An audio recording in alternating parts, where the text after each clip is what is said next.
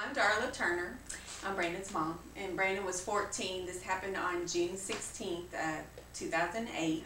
We're in Texas, and so on that day it just was unreasonably hot. It was like over 100 degrees. And my husband and I were actually there watching him about that last hour of practice. And when he was running his last sprint around the track, I noticed that his face looked white, and he looked at me, but I see that he couldn't see me.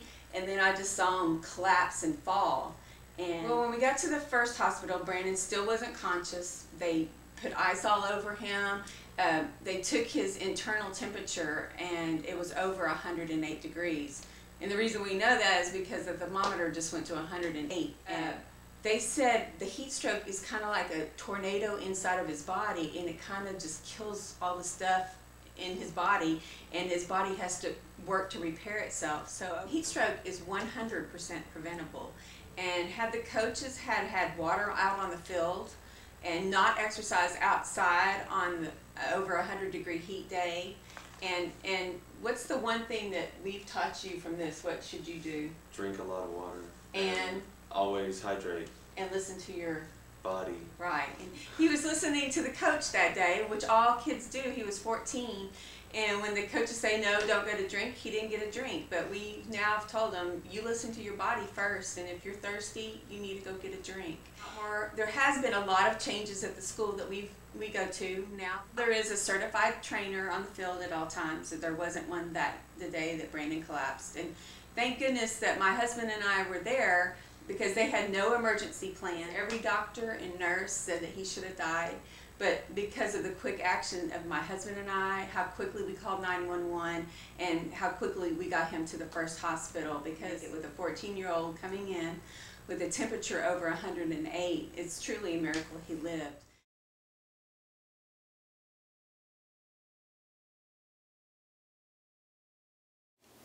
Hi, I'm John Daniely, and this is my wife Jackie. We live in Nashville, Tennessee. Back in August of 2008, we received a phone call from one of our athletic football trainers informing us that our son Drew had collapsed in the heat of a mid-afternoon practice. His internal core temperature was in excess of 111 degrees. When he arrived at the emergency room, he was non-responsive.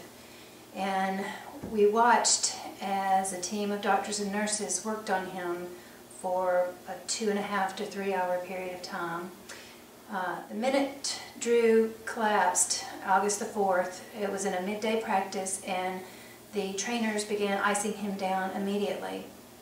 Then our school is near a first response unit, a fire department, which is minutes from the school, and we are 3 blocks away from the emergency room where Drew was taken. So those circumstances help us to be very fortunate in Drew's situation.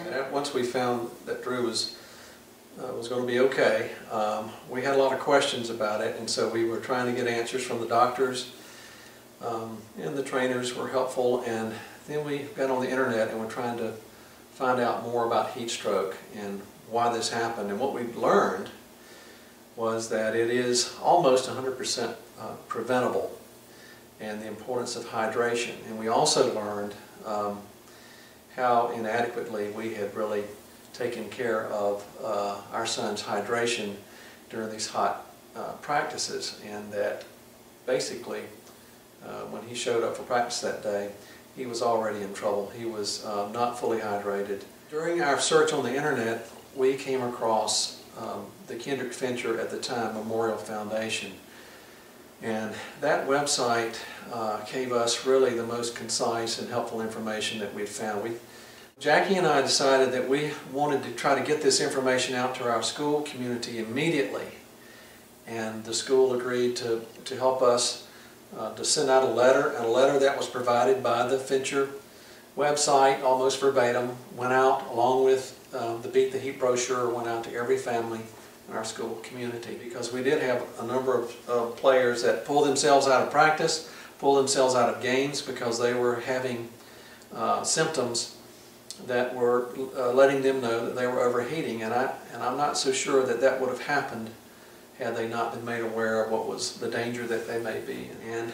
And someone suggested that we contact the Tennessee Secondary School Athletic Association, the TSSAA, and see if they had any desire to try to get their information out. Hi, my name is Mark Reeves. I'm with the Tennessee Secondary School Athletic Association.